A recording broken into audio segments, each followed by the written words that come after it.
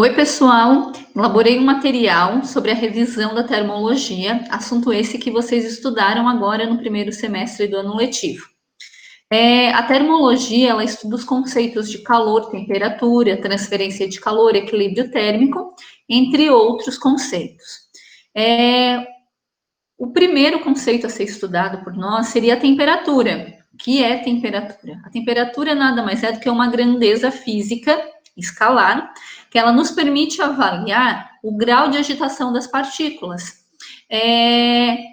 Todo o corpo consiste em partículas, pode ser chamados de átomos ou moléculas, e essas partículas elas se movimentam dentro desse corpo. Quanto mais agitados estiver essas partículas, maior é a temperatura. E quanto menos agitados estiver essas partículas, menor é a sua temperatura. Já a energia térmica. Energia térmica seria a soma da energia cinética produzida por essas partículas em movimento. Então, como essas partículas estão se movimentando, consequentemente, elas estão produzindo energia cinética. Energia cinética, ela está associada ao movimento delas, seria a soma de toda a energia cinética produzida por esse movimento das partículas. O que seria calor? Então, essas partículas estão se movimentando, produzindo energia cinética, consequentemente, somando elas, eu tenho a energia térmica, e no momento em que há a transferência dessa energia para outro corpo, eu chamo, então, essa transferência de calor. Mas eu só tenho essa transferência de calor quando há diferença de temperatura. E sempre se dá de um corpo com maior temperatura para um corpo de menor temperatura. Então, olha só, se vocês conseguirem observar essa primeira imagem. Se vocês observarem essa primeira imagem, eu tenho um objeto que está onde as moléculas estão se movimentando mais rapidamente. Então, se elas estão se movimentando mais rapidamente, então significa que a temperatura ali está maior. Aqui nesse segundo objeto, eu tenho um corpo onde as moléculas estão se movimentando mais lentamente. Consequentemente, a temperatura está menor. Se vocês observar nessa terceira imagem, eu tenho duas imagens onde as moléculas estão se movimentando de forma igual. Então, isso significa que eu tenho equilíbrio térmico, ou seja, a temperatura nesses dois corpos são iguais. Então, é nesse equilíbrio térmico que não pode acontecer a transferência de calor. Então, só ocorre transferência de calor quando as temperaturas são diferentes. Dentro da termologia, eu tenho a termometria. O que seria essa termometria? É uma área da física que estuda a temperatura dos termômetros e das escalas termométricas. Então, aqui nós temos alguns termômetros. Esses termômetros, eles medem a temperatura dos sistemas físicos ou dos corpos, e seus tipos mais comuns, eles se baseiam na dilatação do mercúrio, e eles utilizam as escalas Celsius, Fahrenheit e Kelvin como suas escalas para fornecer o valor da temperatura.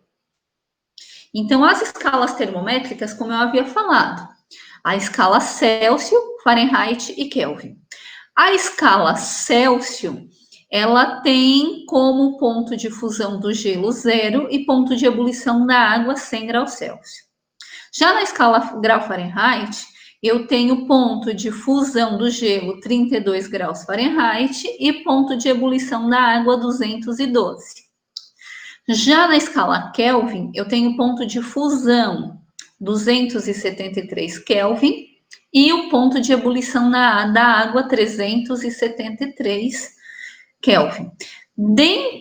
Dentre 0 e 100 graus Celsius, eu tenho uma escala centígrada. Já na escala Kelvin, é a mesma coisa. Entre as temperaturas 273 e 373, eu também tenho uma escala centígrada. Diferente da escala Fahrenheit, que entre 32 graus Fahrenheit e 212, eu tenho 180 divisões. Dentre as escalas termométricas, eu tenho uma equação que me permite fazer a transformação de escalas. Por exemplo, eu tenho essa equação que me permite transformar de Celsius para Fahrenheit ou de Celsius para Kelvin. Então, imaginamos que eu queira transformar de Celsius para Kelvin. Automaticamente, eu excluiria essa parte correspondente à escala Fahrenheit. Por quê? Porque a matemática não me permite utilizar duas igualdades. Então, eu teria essa parte aqui, temperatura em Celsius sobre 5, igual, novamente, excluindo essa parte, eu teria temperatura em Kelvin menos 273 sobre 5. Agora, imaginamos que eu queira transformar de Fahrenheit para Kelvin. Então, eu excluiria essa parte aqui e a minha equação se basearia nisso aqui.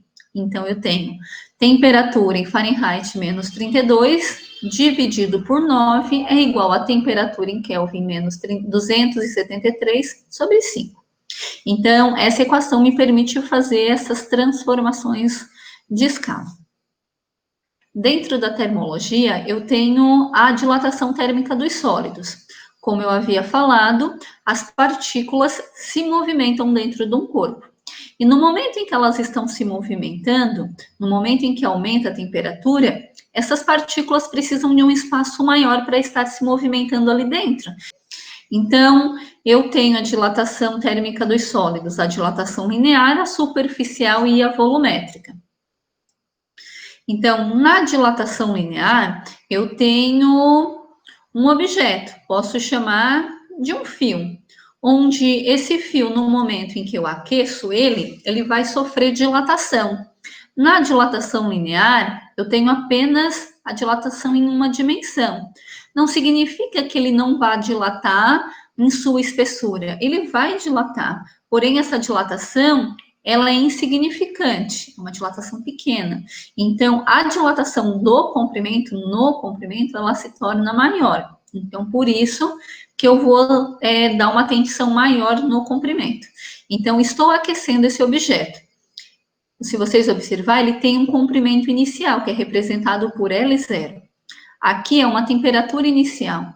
Então, esse objeto, no momento em que é aquecido, ele sofre uma dilatação, representado por ΔL. Então, esse objeto, então, tem um comprimento final. Como eu identifico o valor desse comprimento final? Comprimento final é igual ao comprimento inicial mais a quantidade dilatada por ele, que é representado por ΔL. Para mim calcular o valor desse ΔL, eu devo utilizar a equação ΔL, que seria a dilatação sofrida por esse material, é igual ao coeficiente de dilatação, que é representado por alfa. Esse coeficiente de dilatação me identifica o material que eu estou trabalhando. Por que ele me identifica? Porque eu tenho materiais que têm mais facilidade em dilatar. O que isso significa? Se eu pegar dois materiais, por exemplo, o ferro e o alumínio. O ferro, eu preciso de uma temperatura maior para que ele se dilate, diferente do alumínio. O alumínio com pouca temperatura, a dilatação já se torna visível. Então, o coeficiente de dilatação vezes o comprimento inicial vezes a variação de temperatura. A dilatação superficial, ela me permite calcular a dilatação da área de um corpo. O que isso significa? Que esse corpo ele vai dilatar em duas dimensões, o comprimento e a largura desse material. Então, imaginamos, eu tenho uma chapa e essa chapa tem uma área inicial representada por SI. Ele está a uma temperatura inicial, onde eu vou iniciar o aquecimento dele. No momento em que ele aquece, ele vai se expandir em todos os lados. Com essa expansão, eu tenho o valor da dilatação do material, que é representado por ΔS. Para mim calcular a dilatação, então eu teria o coeficiente de dilatação superficial, que é representado pelo beta, a área inicial, que é representado por S0, e a variação de temperatura. Como eu estou trabalhando com duas dimensões, esse coeficiente aqui, o beta, eu teria que multiplicar por 2 vezes. Então, eu tenho 2 vezes o valor do meu alfa. Eu também consigo calcular o valor da área final dessa placa, que seria a área final é igual à área inicial mais a dilatação sofrida por esse corpo. Já a dilatação volumétrica é quando eu consigo trabalhar com 3 dimensões, que seria o volume desse corpo. Esse volume, ele pode dilatar tanto no comprimento, quanto na largura, quanto na altura. Então, novamente, eu tenho um cubo, esse cubo, ele está a uma temperatura inicial, onde ele vai ser aquecido, consequentemente, ele irá dilatar. Essa dilatação, eu tenho a equação para ser calculada, ΔV, o gama, que é o coeficiente de dilatação volumétrico, o volume inicial e a variação de temperatura. Esse coeficiente aqui, ó, eu teria que multiplicar 3 vezes o valor do alfa. Por quê? Porque, novamente, nós estamos trabalhando com 3 dimensões. O volume final, eu também consigo identificá-lo, somando o volume inicial mais o quanto ele dilatou. A nossa aula encerra por aqui, mas antes disso eu deixo uma frase para vocês. Inteligência é a capacidade de se adaptar à mudança. Stephen Hawking. Muito obrigada pela atenção de vocês. Até a próxima.